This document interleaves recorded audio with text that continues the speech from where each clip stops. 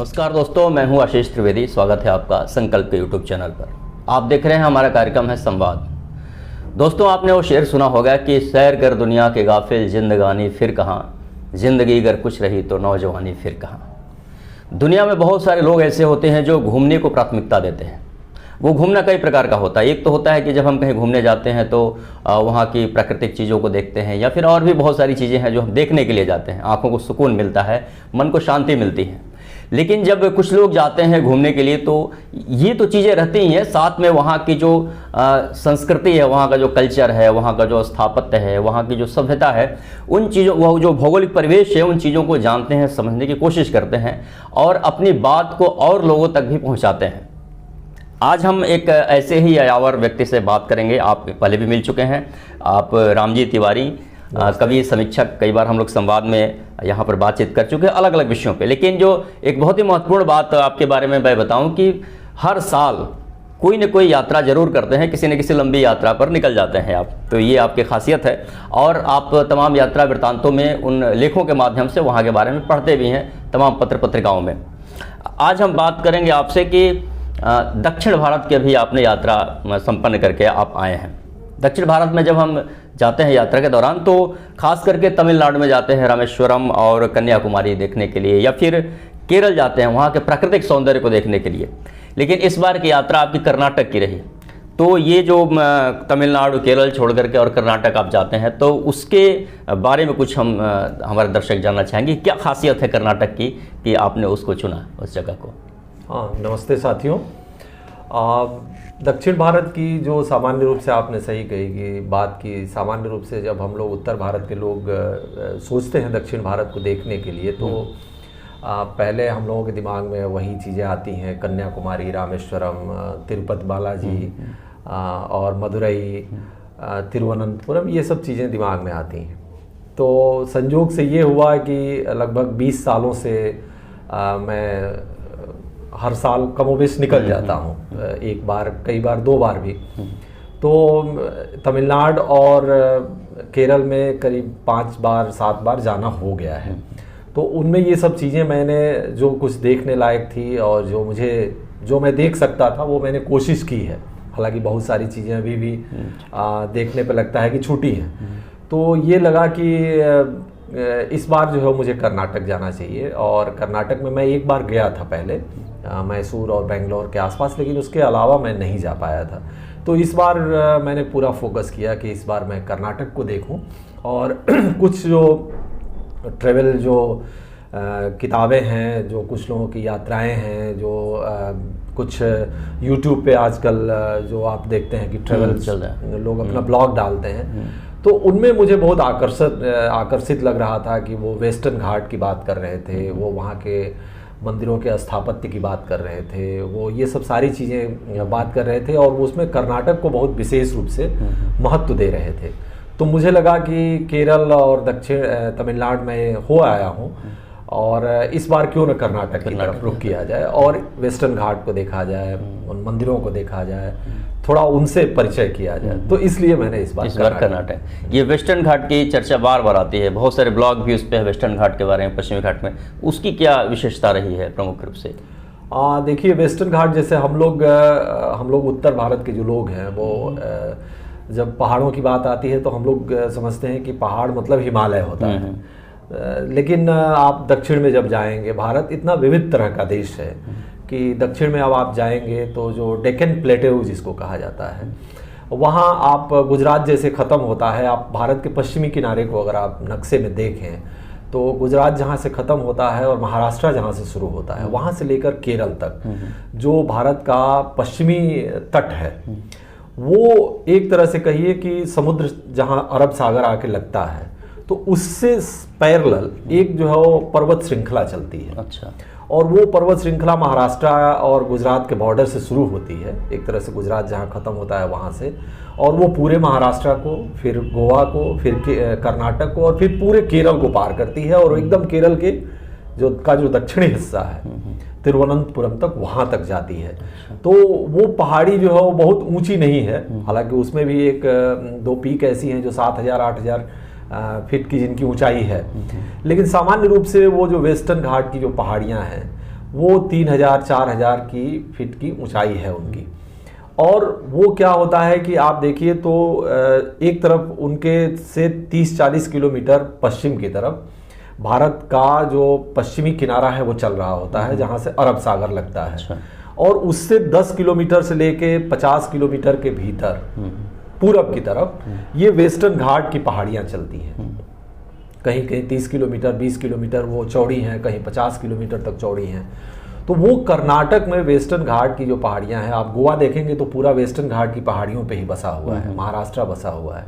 आपको बहुत सारे जो ऐसे टूरिस्ट प्लेस, आप खंडाला का नाम सुने होंगे, लोनावाला का नाम सुने होंगे, तो उसी तरह से महाराष्ट्र में है और उसी तरह से पूरा गोवा है। और फिर जब कर्नाटक में आप पूरा जाते हैं तो पूरा कर्नाटक एक तरह से कारवार से जब शुरू होता है, तो कारवार से लेके गोकर्ण, मुरुदेश्वर, उडुपी, मैंगलोर, ये सब जो है उसके पैरेलल जो करीब पूरब में जो श्रृंखला चलती है, तो वो वेस्टर्न घाट की पहाड़ियों की श्रृंखला चलती है। और उसमें खूबी ये है कि वो समझिए कि सालों साल लगभग उसमें बारिश होती है। अच्छा। और बहुत हरी भरी है और मिनरल्स से जो भारत के बहुत सारे आप जो खदानें देखेंगे, जैसे कुद्रेमुख का जो जिक्र आता है, उसकी खदानें, बहुत सारे जो प्राकृतिक जीव जंतु जो नेचुरल हैं उनका, तो वो उससे भरी हुई है। तो उनको एक तरह से आप अभी हम लोग अप्रैल में थे और वो अप्रैल में लग नहीं रहा था कि हम लोग अप्रैल के महीने में देश को देख रहे हैं। और अप्रैल के महीने में भी तापमान साधारण था वहाँ पे 30 डिग्री 32 डिग्री, और 2 दिन 3 दिन हम लोगों को बारिश भी मिली उन पहाड़ियों में। तो वो एक जो नज़ारा है पूरा वेस्टर्न घाट का, तो वेस्टर्न घाट मतलब आप समझिए कि वो घाट हम लोग के दिमाग में आता है कि कोई किनारा होगा जो नदी का होगा या समुद्र का होगा। वो एक तरह से नदी समुद्र के किनारे से के पैरेलल पहाड़ियों की एक श्रृंखला है, जिसे वेस्टर्न घाट के नाम से, वही वेस्टर्न घाट है जी। अच्छी बात है। खास करके जब हम दक्षिण की यात्रा करते हैं तो वहाँ के स्थापत्य को देखने जाते हैं दक्षिण में, वो चाहे वो आपका वो तमिलनाडु हो या केरल हो, अन्य जगहों पे। तो कर्नाटक में अगर हम देखना चाहें तो स्थापत्य कला का जो सबसे बेहतर नमूना हो सकता है जिसको हम देखना चाहें, तो वो कौन कौन सी जगहें हैं? देखिए, हम लोगों के जहन में जब आती हैं बातें स्थापत्य की, तो जैसे आप एक उत्तर भारत में बहुत सारी चीज़ें हैं जो मुग़ल साम्राज्य में या उससे पहले भी लोगों ने बनवाई। आप ताजमहल का नाम लेते हैं, लाल किले का नाम लेते हैं, या कुतुब मीनार का नाम लेते हैं, जो उत्तर में आता है। लेकिन इसके पैरेलल आप देखें तो 1000 साल या उससे पहले भी दक्षिण में जो राज्य थे और जो छोटे छोटे राज्य थे जिनका उत्तर में प्रभाव नहीं था, अच्छा। लेकिन उनके राजाओं ने बहुत तरह के महत्वपूर्ण काम किए। और स्थापत्य में उनका काम जो है बहुत माइलस्टोन तरह का है। आप तमिलनाडु के मंदिरों को देखिए तो बहुत सारे मंदिर जो है वो विश्व जो धरोहर है उसमें शामिल हैं। आप जैसे कि तंजावुर का जो मंदिर है, इसी तरह से तमिलनाडु के मंदिरों का जब ज़्यादा थोड़ा जिक्र हो जाता है। लेकिन कर्नाटक में जब मैंने इस चीज़ को महसूस किया और पढ़ा तो मुझे बड़ा उससे एक तरह से हैरानी भी हुई और अपनी अज्ञानता पे एक तरह से क्षोभ भी आया कि मैं कर्नाटक के इन महत्वपूर्ण मंदिरों के बारे में कितना कम जानता था। तो इस बार मैंने उनको थोड़ा कवर करने की कोशिश की। एक बहुत महत्वपूर्ण मंदिर है वहाँ पे, धर्मस्थला करके जगह है। अच्छा। और आपको बताएं कि जैसे हम लोगों के यहाँ से लोग तिरुपति जाते हैं और करीब माना जाता है कि 25-30 हज़ार लोग तिरुपति के मंदिर में रोज दर्शन के लिए जाते हैं, वही लगभग संख्या धर्मस्थला में है। उत्तर भारत में दुर्भाग्य से उस मंदिर के बारे में बहुत जानकारी नहीं है। उसी तरह से श्रृंगेरी पीठ है जो आप शंकराचार्य की 4 पीठों में उसका जिक्र होता है। उडुपी का जो कृष्ण मंदिर है उसका बहुत माने दक्षिण में बहुत भारी उसका महत्व है। आप देखें तो मुरुदेश्वर का जो शंकर का मंदिर है वो एकदम समुद्र के किनारे बना है और विशाल शंकर की प्रतिमा है, बड़ा शानदार दृश्य है वो। इस तरह से आप देखें तो सिरसी में एक मंदिर है, कोल्लूर के मठ के मंदिर को हम लोगों ने देखा। इसके अलावा आप देखें तो होयसल जो राज्य रहा है कर्नाटक में, उन होयसल जो राजा रहे लगभग 1000 साल पहले, उन्होंने बहुत सारे मंदिर बनवाए। उनकी राजधानी रही हेलीबेडू। वहाँ पे जो वो मंदिर है वो यूनेस्को की वर्ल्ड हेरिटेज साइट में है और उसमें जो नक्काशी है, उसमें जो कशीदाकारी की गई है, मूर्तियों पे जो चित्र बनाए गए हैं वो आज से करीब 800 साल पहले के, वो आप देखेंगे तो दंग रह जाएंगे कैसे उन्होंने वो काम किया है। जैसे ताजमहल में आपको वो नक्काशी और कलाकारी दिखाई देती है। उस तरह से आप देखें तो उनका जो मैसूर के पास दक्षिण काशी एक कहा जाता है, सोमनाथपुर का एक मंदिर कहा जाता है। तो इतने सारे हैं। एक जैन धर्म का बहुत प्रसिद्ध मंदिर है, आप सब लोग जानते होंगे, श्रवणबेलगोला जो नाम है, जिसके बारे में कहा जाता है कि जो उनके आदि पहले जो तीर्थंकर थे ऋषभदेव आदिदेव जिनको कहा जाता है, उनके बेटे थे बाहुबली। अच्छा। और उनकी प्रतिमा वहाँ पे स्थापित है, और वो प्रतिमा 58 फीट के एक सिंगल ग्रेनाइट जो पहाड़ है उसको काट के बनाई गई है। अच्छा। और अगर आप थोड़ा उसको कंपेयर करें तो एलोरा में जो प्रसिद्ध शिव मंदिर है, कैलाश मंदिर जिसके कहा जाता है, कि इसके बारे में कहा जाता है कि वो एक पूरी पहाड़ी थी जिसको सामने से नहीं काटा गया बल्कि उस पहाड़ी के ऊपर से अच्छा काट के और ऊपर से ही काट के उसको मंदिर नुमा भीतर से उसकी पूरी कृति बना दी गई। और उसमें आप देखेंगे तो दंग रह जाएंगे कि वो 3री शताब्दी का वो मंदिर है, 4थी शताब्दी का। उसी तरह से ये जो श्रवणबेलगोला में जो उनकी प्रतिमा बनाई गई है, वो जो मंदिर बनाया गया है वो अभी भी एक पहाड़ी पे है, 700 सीढ़ियाँ चढ़ने के बाद जाते हैं, और उसमें उसी ग्रेनाइट, जिस ग्रेनाइट के पहाड़ पे वो बना हुआ है, उसी ग्रेनाइट के पहाड़ को ऊपर से काट के और उसमें वो मूर्ति 58 फीट की खड़ी कर दी गई है। और वो उसका जो काल है बनाने का वो 981 ईस्वी का है, मतलब आज से 1000 साल पहले जो गंग देश के राजा थे उन लोगों ने उसको बनवाया था। तो इस तरह की बहुत सारी चीज़ें हैं कर्नाटक में। मैं जब हिसाब लगाता हूँ, बल्कि मैं जब देख रहा था कि मैं क्या देखा और क्या नहीं देखा, तो लगभग मैं 2000 किलोमीटर ट्रैवल किया। अच्छा। और मुझे लगा कि मैं जब हिसाब लगाने बैठा तो जितना देखा उससे ज़्यादा छूट से चल गया। अब मैं आप सोचिए कि मैं हम्पी का जो प्रसिद्ध विजयनगर साम्राज्य की राजधानी रही है हम्पी, वो मैं नहीं देख पाया। अच्छा। वादामी और वातापी के जो स्थापत्य कलाएं हैं वो मैं नहीं देख पाया। चित्रदुर्ग के किला मैं नहीं देख पाया, और ऐसे बहुत सारी चीज़ें हैं जो छूट गई, जो फिर कभी बुलाएंगी तो इस तरह से आप देखें तो कर्नाटक जो है प्राचीन जो स्थापत्य कलाएं हैं, और जिसमें मंदिरों के इर्द गिर्द खास करके और शहरों के इर्द गिर्द भी, और वो 1000 साल पुरानी है, 1200 साल 800 साल पुरानी, और जिस तरह से वो बनाई गई हैं, संरक्षित की गई हैं, वो देखने लायक है। तो कर्नाटक इस मामले में बहुत रिच है, और उसने मुझे बहुत आकर्षित किया। बिल्कुल दोस्तों, किताबों में हम लोग पढ़ते रहे, लेकिन आज जैसा आप बता रहे थे, जैसे लग रहा है कि जीवंत रूप में हम उन चीज़ों को देख रहे हैं, और यही एक यायावर और जो यात्रा वृत्तांत जो लोग लिखते हैं उसकी विशेषता भी होती है। एक चीज़ हम देखते हैं कि जैसे बहुत सारे मंदिर हैं दक्षिण में, मुझे लग रहा है कि कभी कभी कि उत्तर भारत से ज़्यादा मंदिर वहाँ विस्तृत हैं वहाँ पे, और बड़ी बड़ी मंदिरें जो हैं, मंदिरों में जो चढ़ावा आता है, जो पैसे आते हैं, तो आमतौर पे आदमी उसके बारे में सोचता भी नहीं कि वो पैसा आया कहाँ और गया कहाँ, किस तरीके से और कहाँ गया, उसके बारे में कोई बातचीत भी नहीं होती है।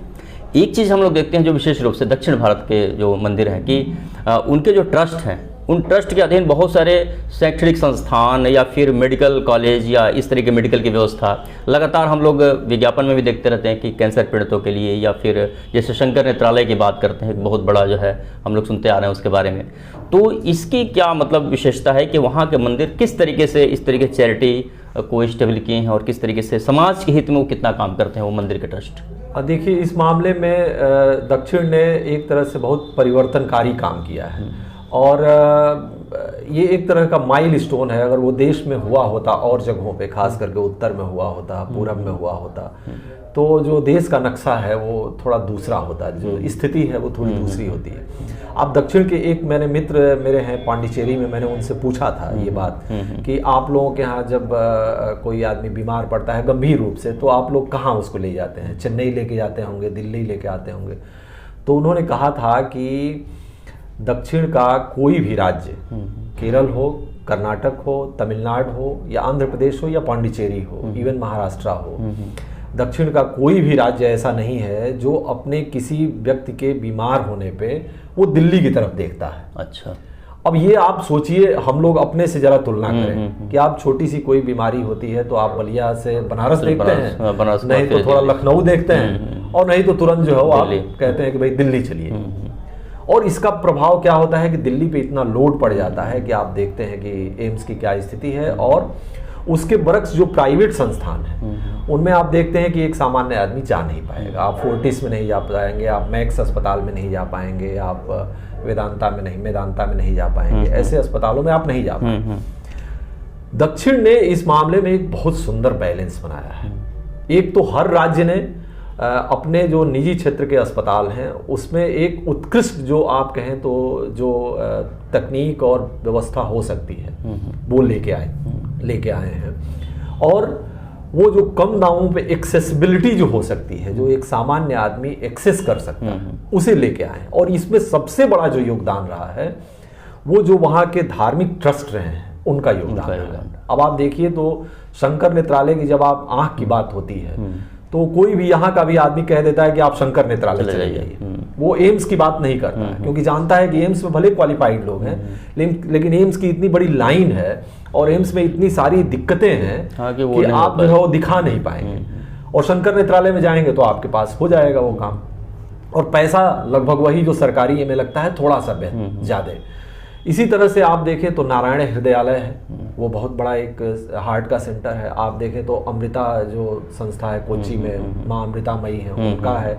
आप देखें तो ये अभी मैं गया था जहाँ धर्मस्थला, उनका बहुत बड़ा मेडिकल कॉलेज है। मुझे जान के ये आश्चर्य भी हुआ और अच्छा भी लगा कि कर्नाटक का लगभग हर शहर या हर बगल का शहर एक बढ़िया सरकारी मेडिकल कॉलेज से तो संपन्न है ही, एक बढ़िया प्राइवेट मेडिकल कॉलेज से भी वो संपन्न है। बेंगलोर नहीं, मैंगलोर एक शहर है। अच्छा। जो एकदम समुद्र के किनारे पे है और मैंगलोर में 6 मेडिकल कॉलेज है। अच्छा। एक जो है वो शायद सरकारी है और बाकी 5 जो है प्राइवेट है। और वो सारे ऐसे प्राइवेट हैं मेडिकल कॉलेज जो एक्सेसिबल हैं, जो वहां पे जो आदमी जाता है, चूंकि वो ट्रस्ट के हैं तो वो लगभग नो प्रॉफिट नो लॉस पे वो चलाए जाते हैं। आप बेलगाम में मैं गया था जहां मेरा बेटा पढ़ता है, वहां पे एक सरकारी मेडिकल कॉलेज है और उसी के बगल में एक प्राइवेट मेडिकल कॉलेज है, और वो प्राइवेट मेडिकल कॉलेज भी लगभग उसी तरह से इक्विप्ड है और उतना ही बेहतर परफॉर्म करता है जितना कि सरकारी मेडिकल कॉलेज। और जैसे वो कम फीस पे काम वहां पे होता है, उसी तरह से उसमें, क्योंकि वो ट्रस्ट का है और ज्यादातर धार्मिक ट्रस्ट के हैं, तो धार्मिक ट्रस्ट के ये इस तरह के चिकित्सा संस्थानों ने एक तरह से दक्षिण को, हर राज्य को आत्मनिर्भर बना दिया है। और दक्षिण का कोई भी आदमी इस बिना पे दिल्ली की तरफ नहीं देखता, क्योंकि उनके पास वो सबसे बेहतर चिकित्सा सुविधा और जो कम पैसे में चिकित्सा सुविधा वो उपलब्ध हो जाती है। तो वो आदमी, अब आप किसी को किडनी की या हार्ट की दिक्कत है, वो तो सीएमसी वेल्लोर चला जाता है, वो आदमी नारायण हृदयालय चला जाता है, वो आदमी पौंडीचेरी के जिपमर में चला जाता है, लेकिन वो आदमी दिल्ली की तरफ नहीं देखता। जैसे हम लोगों के यहाँ है, बिहार में है, या आप देखें झारखंड में है, या मध्य प्रदेश का आदमी है, तो वो कुछ भी होता है तो वो दिल्ली की तरफ, क्योंकि सरकारी मेडिकल कॉलेज बहुत कम हैं, उन पे दबाव बहुत ज़्यादा है, और उनके बरक्स जो प्राइवेट मेडिकल कॉलेज हैं वो इतने महंगे हैं कि आप बेयर नहीं कर पाते हैं। और दुर्भाग्य से जो उत्तर भारत में बड़े बड़े धार्मिक प्रतिष्ठान हैं, उन्होंने इस दिशा में कोई बहुत महत्वपूर्ण काम नहीं किया, सोचा भी नहीं इधर जो उनको करना चाहिए था। ये बड़ी बात है। हाँ। अच्छा, एक चीज़ और हम देखते हैं कि जैसे उत्तर और दक्षिण की जब हम तुलना करते हैं तो दक्षिण का जो शैक्षिक जो वातावरण है, जो शिक्षा है, स्वास्थ्य है, या जो सामान्य रूप से एक मानव रहन सहन की जो व्यवस्था है, तो उसका जब सूचकांक हम देखते हैं, सरकारी आंकड़े भी जो हम देखते हैं, तो उसका सूचकांक हमेशा ऊपर रहता है और बहुत ऊपर रहता है उत्तर भारत के। तो इसके मतलब क्या कारण है, किस तरीके से वो सूचकांक आगे रहता है, और उत्तर भारत के लोगों को मतलब क्या सीखना चाहिए दक्षिण के लोगों से? देखिए, ये सवाल बड़ा एक तरह से विरोधाभासी टाइप का भी सवाल है, और थोड़ा दुख भी होता है उत्तर के आदमी के होने के नाते। और जब आदमी दक्षिण को देखता है तो, क्योंकि भाई देश तो वही है। बिल्कुल। और आप ये भी देखें कि भारत के आज़ादी के बाद 7 दशक होने को जा रहे हैं, 8वें दशक में हम लोग चल रहे हैं, तो ज़्यादातर जो दबदबा रहा है राजनीति में वो उत्तर के लोगों का रहा है, खास करके जो केंद्र में दबदबा रहा है, प्रधानमंत्री ज़्यादातर होते रहे हैं और महत्वपूर्ण चीज़ें। लेकिन जो प्रगति और विकास का जब हम पैमाना देखते हैं, जैसे जो सबसे बड़ा सूचकांक ह्यूमन डेवलपमेंट जो इंडेक्स जिसे कहा जाता है, तो वो जब हम देखते हैं तो दक्षिण के सारे राज्य जो है वो उत्तर के सारे राज्यों से बेहतर परफॉर्म करते नजर आते हैं हमको।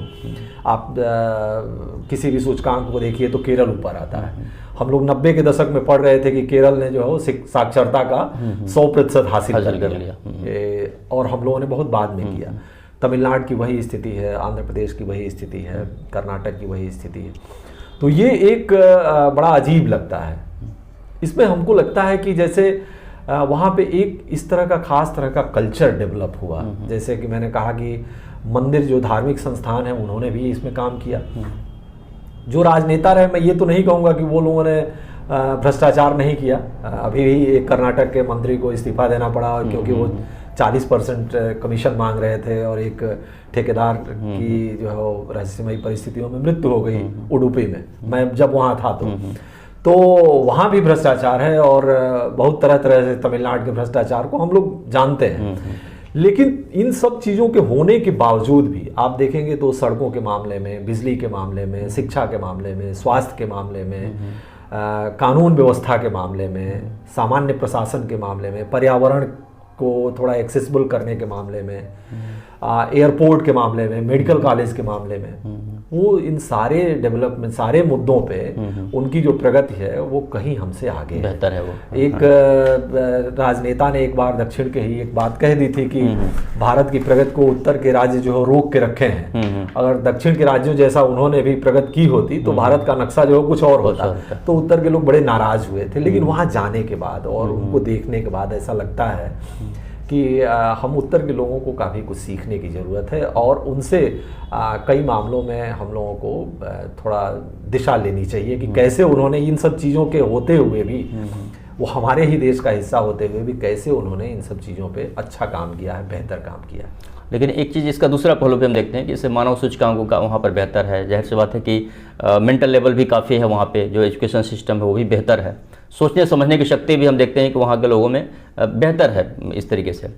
लेकिन दूसरा जब हम देखते हैं कि उसी दक्षिण में आपके दाभोलकर, कलबुर्गी, पंसारे और इस तरीके के कई लेखकों की हत्या हो जाती है और वो हत्या इस वजह से हो जाती है कि वो पढ़ने लिखने वाले हैं और समाज के बारे में एक खास विचारधारा से आते हैं और अपनी वैचारिक प्रतिबद्धता के साथ आते हैं और उनको मार दिया जाता है। तो ये जो विरोधाभास हम देखते हैं दक्षिण में, इसको आप किस रूप में देख रहे हैं?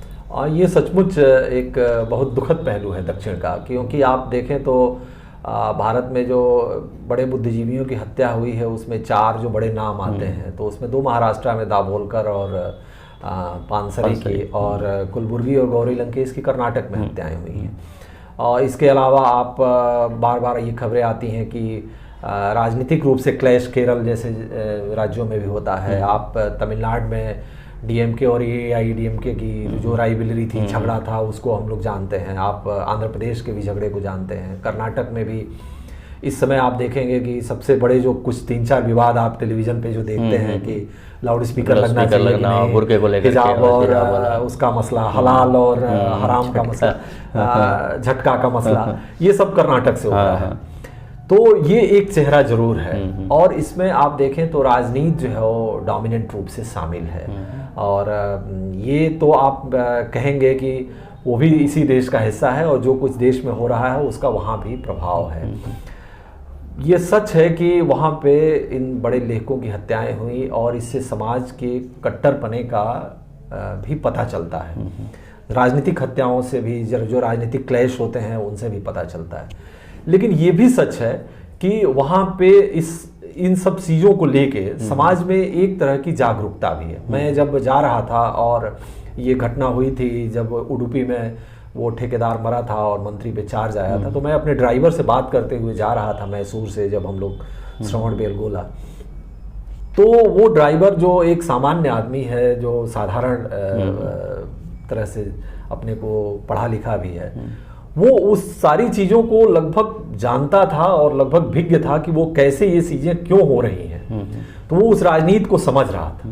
मुझे लगा कि ये डिफरेंस है जो आप उत्तर के लोगों को, आप थोड़ा पढ़े लिखे लोगों से भी अगर आप बात करेंगे तो वो ऐसी लेमैन टाइप के तर्क देते हैं कि बड़ा दुख होता है। दक्षिण में जब आप ऐसे लोगों से बात करते हैं तो वो वहाँ पे एक साधारण आदमी भी उन सब सारी चीज़ों को समझता है। तो जो कुछ फ्रिंज एलिमेंट हैं जरूर वहाँ पे सक्रिय हैं और उन्होंने ऐसा काम किया है और ये दुखद पहलू है कर्नाटक का और दक्षिण के राज्यों का। लेकिन बाई एंड लार्ज जो सोसाइटी है वो इन सब सारी चीज़ों को समझती है और वो इन सब सारी चीज़ों से कंसर्न रखती है। इस बारे में आप समझिए कि कर्नाटक में एक बहस है कि बेंगलोर को लेके, कि खास करके बेंगलोर को हम सब लोग जानते हैं कि एक आईटी हब के रूप में, आईटी सिटी के रूप में भारत में जो संचार की क्रांति हुई वो बेंगलोर से ही मानी जाती है। लेकिन बेंगलोर में कुछ परिस्थितियां जब कर्नाटक में इस तरह के तनाव आए और इस तरह के फालतू विवादों ने सिर उठाना शुरू किया और राजनीति ने डोमिनेंट रूप अपनाना शुरू किया, तो बेंगलोर को उसका खामियाजा भुगतना पड़ा है। और बेंगलोर से वो सब चीज़ें जो है वो शिफ्ट हो रही हैं कहीं चेन्नई की तरफ, हैदराबाद की तरफ, कोच्चि की तरफ। तो ये बेंगलोर को एक, जो बेंगलोर और उसके आसपास के लोग हैं, मैसूर और उसके आसपास के लोग हैं, इस पर कंसर्न, चिंता जताते हुए हमको मिले कि ये दुखद पहलू है और इसको सरकार को टैकल करना चाहिए। तो इस तरह की चिंताएं भी हैं वहाँ पे। ऐसा नहीं है कि जो कुछ हो रहा है, गलत हो रहा है, उसको लेके एक काउंटर नहीं है कि एक तरह का, मतलब हाँ, कि उसी को जस्टिफिकेशन नहीं कराया जा रहा है, उसको लेके कंसर्न है और उसको लेके लोग, आम एक आदमी भी चिंतित नजर आता है। तो ये एक अंतर है दक्षिण और उत्तर में। अब आगे क्या होगा ये तो मैं नहीं जानता, लेकिन ये चीज़ मुझे लगी कि दक्षिण इस मामले में थोड़ा समझदार है इस मामले में।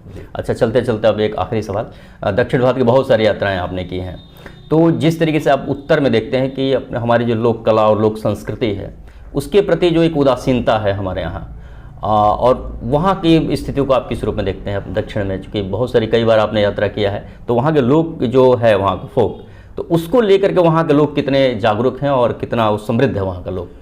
देखिए, इस मामले में दक्षिण बहुत जागरूक है, बहुत खास भी है। आप भाषा को लेके देखें तो अपनी भाषा को लेके बड़ा आग्रह है और बहुत अच्छा काम भी है। और उसको आग्रह सिर्फ ये नहीं है कि मैं अपनी बात कहूँगा, ये है कि उसको बहुत बचाने की कोशिश है। जो संस्कृति कर्मी है खास करके, उनको आप लेखकों के प्रति एक बड़ा अच्छा व्यवहार है उनके यहाँ। वो पढ़ने लिखने की संस्कृति के प्रति एक अच्छा रवैया है। जो आप उनकी धरोहरें हैं उसको सजाने के लिए एक बहुत अच्छा प्रयास है। उनके सिनेमा में भी आप देख सकते हैं ये चीज़ दिखाई देती है। तो साहित्य में, कला में, उनके और जो संस्कृति के जितने भी पहलू हो सकते हैं, नाटक हैं या चित्रकारी हैं, इन सब सारी चीज़ों में वो संजोने की प्रवृत्ति जो है वो दक्षिण में उत्तर के मुकाबले कहीं बेहतर नज़र आती है। और इस पैमाने पे भी दक्षिण से हम लोग ज़रूर कुछ सीख सकते हैं। ये ज़रूर है कि जो आधुनिक दौर है उसका असर दक्षिण पे भी है, और ऐसा नहीं कहा जा सकता कि वो दक्षिण उससे एकदम से अलग है। जैसे उत्तर में है वैसे वो चीज़ें वहाँ भी पहुँची हैं लेकिन उसको साथ रखते हुए उन लोगों ने अपनी मूलभूत चीज़ों को भी बचाने की कोशिश की है और उस पर लगातार उन्होंने ध्यान दिया है। और वो आपको दक्षिण में जगह जगह दिखाई देता है, खान पान को लेके, भाषा को लेके, संस्कृति को लेके, सिनेमा को लेके, साहित्य को लेके, अपनी धरोहरों को लेके, मंदिरों को लेके। कुछ चीज़ें वहाँ दिक्कत में है, ऐसा नहीं है कि नहीं है। जैसे मंदिरों के आसपास का जो समाज है वो कंजर्वेटिव है काफ़ी। आप जाते हैं तो उसमें बहुत सारे तरह के प्रतिबंध लगाए जाते हैं कि ये पहन के जाएंगे, वो पहन के जाएंगे। लेकिन समय के साथ वहाँ भी अब बदलाव आ रहे हैं, तो वो थोड़ा जो आधुनिक जो समझ है उसके साथ वो भी अब आना शुरू हो गया है। तो मुझे लगता है कि आगे चल के जरूर उसमें भी कुछ बेहतर चीज़ें आएंगी। चलिए, बहुत बहुत धन्यवाद। और दोस्तों, बहुत सारी चीज़ें दक्षिण के बारे में हम लोगों ने जाना और समझा, और हम उम्मीद करते हैं कि जो चीज़ आज हम बातचीत के माध्यम से आप तक पहुंचा रहे हैं, बहुत जल्दी हम लोग किताबों में भी देखेंगे और बहुत सारे लेख भी पढ़ेंगे दक्षिण की यात्रा पर। तो इसके लिए शुभकामनाएं आपको, और आपने बातचीत किया दक्षिण के बारे में, इसके लिए बहुत बहुत धन्यवाद। नमस्कार दोस्तों, और हमारा संवाद कार्यक्रम लगता है कैसा है आपको, ये हमें आप ज़रूर बताते रहें। मिलते हैं फिर अगले संवाद कार्यक्रम में, तब तक के लिए नमस्कार।